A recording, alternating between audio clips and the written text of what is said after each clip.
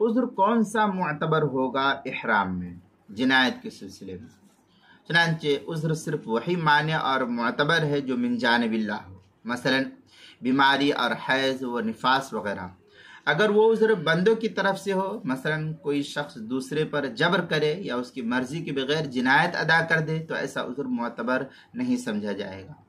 यानी अगर किसी ने खुशबू लगाने या सिला हुआ कपड़ा पहनने पर मुहरिम को मजबूर कर दिया, तो इन सूरतों में किसी को किसी किस्म का इख्तियार नहीं दिया जाएगा, बल्कि हस्ब कवायद जज़ा जो है इस सूरत में वाजिब और ज़रूरी होगी।